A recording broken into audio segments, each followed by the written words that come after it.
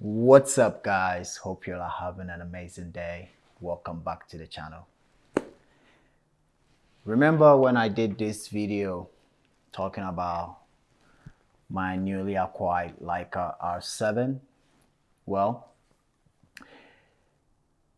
I meant everything I said in that video, and this camera is officially my main camera.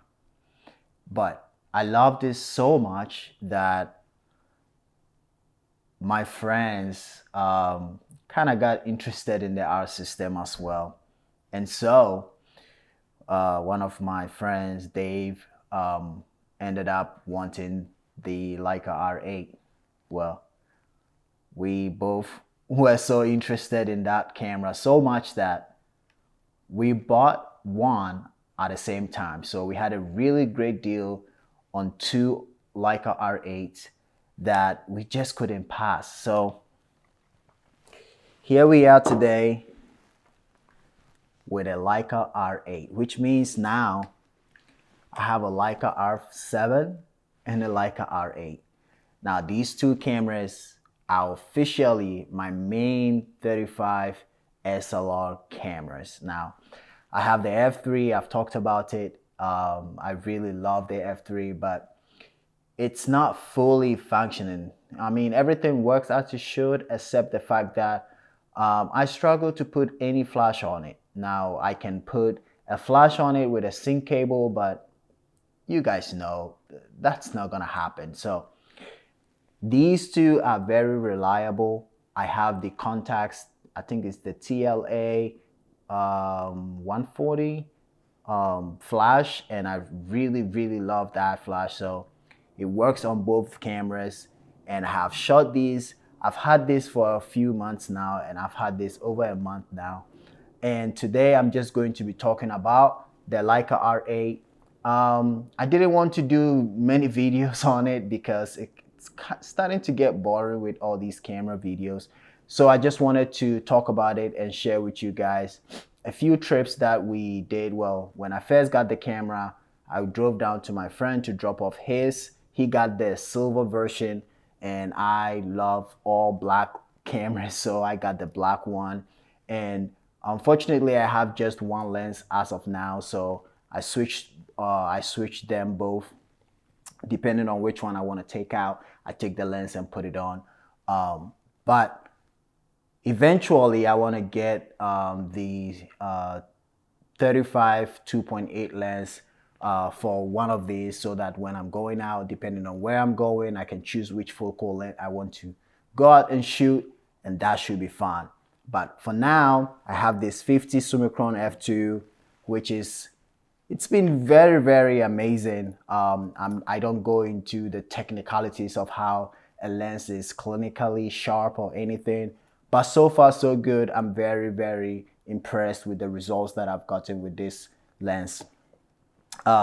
So yeah, went on a few trips to take some photos. I actually do have a video that I went out and shot color plus for the first time with the R8. I might do a separate video on that because like I said, it's my first time shooting color plus, and I don't know why I haven't ever shot it. It was very interesting, got some really amazing results that we'll be talking about in a different video. But here is the Leica R8, just a rundown. There's a lot of videos online, so I'm not going to go into the depth of it. Just a little, just pointing out a few features on here. Now, my friend Sean, eventually he really liked the R8, so he ended up switching cameras with Dave, giving Dave his M3, and then he kept the R8.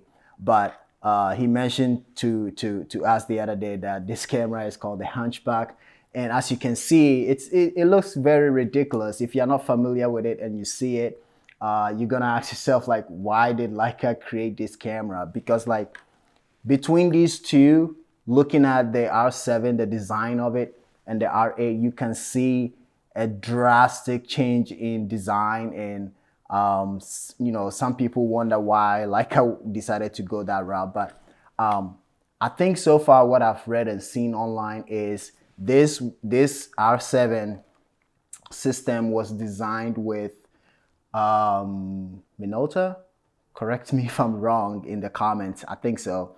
But this one was designed solely by Leica, which got them into changing the whole design of it, which means that because of the way the camera was designed and the intentions behind it, they actually made a digital back for the R8, and I mean, it's pretty sweet that you can do that. However, it's Leica, and you guys know anything accessory or anything that you try to buy from Leica, it's not cheap, especially for something that is that old.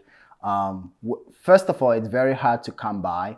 Even on eBay, if you search on eBay, there isn't much online to purchase, and if you find them, they're not cheap. For 10 megapixel digital back, it's not cheap. So on the top here, you have your shutter speed, which goes all the way up to 8 thousandths of a second.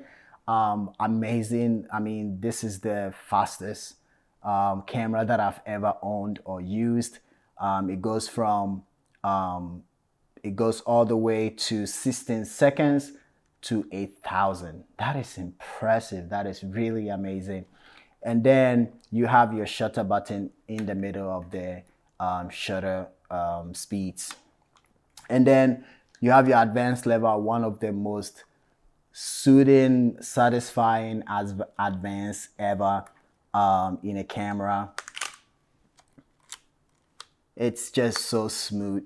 And then right underneath the advanced lever is the rewind knob and also the multi-exposure kind of button down here. So it's basically when you push the multi-exposure, it pushes down the rewind knob so it doesn't advance the film, which is a really, really smart move by Leica. And then you have your horseshoe over here, which I've, placed this Leica silver horseshoe cover on it. And then on the left side, you have your rewind knob, and then you have your options. So this camera has an off button. You put it to off, the shutter doesn't work because the shutter is electronic, so it doesn't work. And then when you want to fire or shoot the camera, you have the option to shoot manual, aperture priority, program mode, T, and then F. Now there is a function on this camera that I absolutely love, and I don't think I've ever seen it in any camera, which is the F mode. The F mode is like a flash mode, and what it does is if you have any TTL flash, it could work, but if you have a Leica branded TTL flash, it's pretty amazing. My friend Dave, which now the camera belongs to Sean, he bought his with the Leica TTL. I think it's the something 20, those flash. I can't remember exactly the model.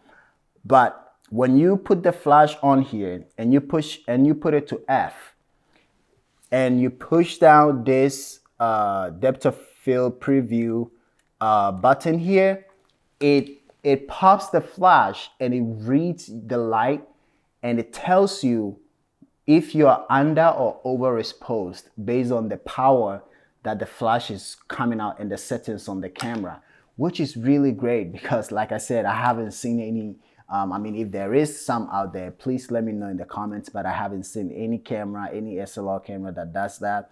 It is pretty amazing. But unfortunately for me, because I'm using a Contax flash and not a Leica, I can still do it, but I always have to take it off and put it back on again for it to function again. Because when you put the flash on, set it to F, and you push the button, it does the reading. It will tell you what settings to put it at, and then you can start shooting right away. But for me, I just realized a few days ago, when I push the button and it does the reading for me, I have to take it switch the flash off and switch it back on for it to be able to function, for me to be able to even like take a photo with it. So it's kind of frustrating, and it probably will push me into getting the Leica flash, but it still work if you have the patience, and that is really amazing. In the back here, you have your film counter window, this digital window back here that tells you what ISO you set it at, and then your frame count. So this camera has a DX code reading, and then it goes from, I think, ISO 12 here. Let me turn it on so I'm giving out the right information. So it goes from ISO 6, yes, ISO 6 all the way to 12,800. So that is really, really impressive. And then it will tell you what power or the battery power that you have in here. The battery goes here in the handle, very hard to take off, so I'm not even going to try to like take off on camera, but it takes two CR123 batteries, and yeah, it goes right here in the hole, the handle here. And like I said, it's hard to take off, so I wouldn't even try. And then you have your exposure compensation dial here, plus and minus. You have a diopter, which is really, really amazing. People that wear glasses, all you do is you push this button here, slide the view, this view finder cap off, and then you lift the wheel here, and then you look through the camera and turn it until you can like see clearly the numbers in there, which is a really nice bright green light. So and then in the front you have, I don't know, I honestly don't know what this is, but if you read the manual, I'm sure you will know what it is. And then you have the first and second curtain option for when you're using flash with it. So that's it. That's the overview of the camera. Like I said, this is the Summicron 50 f2 lens, and I bought this square hood from Amazon. I don't even remember the brand, but it's really, really awesome, and it looks great on the camera, and I really love it. So the first day that I got the camera, like I said, we got a good deal on two bodies, a silver and a black, from our local camera store, Midwest. So when I drove it down to Dave to give him the camera, we ended up walking around and taking some photos, which on this day I brought with me HP5, and it was a snow day. I think it was like still snowing when we went out. It was super, super cold, but we ended up driving around, the neighborhood around where Dave lives, Mansfield, and took some photos, and really, really had fun shooting this camera. But aside that, I've also just taken this camera around, taking some photos on it. I've shot some HP5 in there. I've shot some Portra 800 in there. I've shot some Portra 400. And like I said, recently, I shot Kodak Color Plus 200, which, like I said, really, really, really amazing. I mean, the light meter in this camera is just so spot on that whenever I'm shooting it, I just trust it. I trust that it works. Taking portraits with this lens is very, very sharp, very, very amazing. The viewfinder is really big, bright. Focusing is really easy, so I'm not struggling with it anymore. I'm not struggling focusing and all that. So that's it. I mean, I can go on and on about how much I love this camera. And like I said, now I have these two, and they're just going to be my main cameras, 35 cameras that I'm going to be shooting. The Sony RX100 that I just got, I was thinking of getting like a film point and shoot, but instead of that, I decided to go digital, because sometimes you'll be out and about shooting, and either you run out of film, or maybe the film that you have loaded or I have loaded is not a fast film, like maybe 200, maybe 400. A few times I will have 800, but I barely will shoot 800 when I'm just out and about. I will shoot 800 specifically when I know I'm going somewhere. So sometimes you run in those situations, and you still want to shoot, or maybe you come across a subject that is very interesting and you are either out of film or you don't have a tripod to put it on. So that's why I got the Sony RX100. It's very small, compact. Maybe I'll make a video about it. It goes in my bag and it's just there whenever I need it. And so far, I've been very impressed with it, but we are not talking about that today. We're talking about these cameras. The R system is just amazing. I absolutely love them, and I don't know why it's not popular like the M cameras. So yeah, if you are in the market for a Leica camera or Leica lens, if you just want to shoot a Leica lens, look into the R system. It's a pretty great camera. My friend Sean is not gonna like hearing this on the channel because he believes that when we talk about cameras on YouTube, the prices just go up. But I have only 12 people that watches my video on here, so I'm not gonna make any damage or any price jacking up or anything like that. But one thing about this camera is they have various lenses, different types of lenses. So they have the the cam 1 or 1 cam 2, and then the 3, and then they have R and then ROM. The ROM is the most expensive because you can put that on the I think the SR, the SL2, like the digital cameras, because it has actually like digital contacts in the back of it, and it's pretty expensive. Now, one thing is, this one can take the 2 cam, 3 cam, the R, the ROM, but this one can only take the 3 cam, R, and then the ROM. It cannot take the 2, it cannot take the 1, because if you put the 1 and the 2 on here, it is said to be believed that it will mess up with the either the what is it called, the exposure, the metering and stuff like that, or it could even damage the camera. So don't try that if you are in the market for a lens for one of your cameras. So that's it for the video. I don't know even how long I've been recording this, but I hope you enjoyed it. I'm going to be having fun shooting these cameras. There's going to be more videos, more trips, more adventures. I've been taking a lot of photos recently, but I haven't been doing much videos, so I'm going to try my best to do more videos and bring you guys with me. Starting to slowly get back into street photography. I've been working on a project. It's called Handmade by God. If you haven't seen it, follow me on my Instagram, Edwin KBANA. Follow and see what I'm doing. Or check my website, kbwatin.com. KBANA magazine went to print last week, and so it's going to be available very soon for purchase. But for now, you can go on the website, Fine Art Photography Gallery, to pre-order.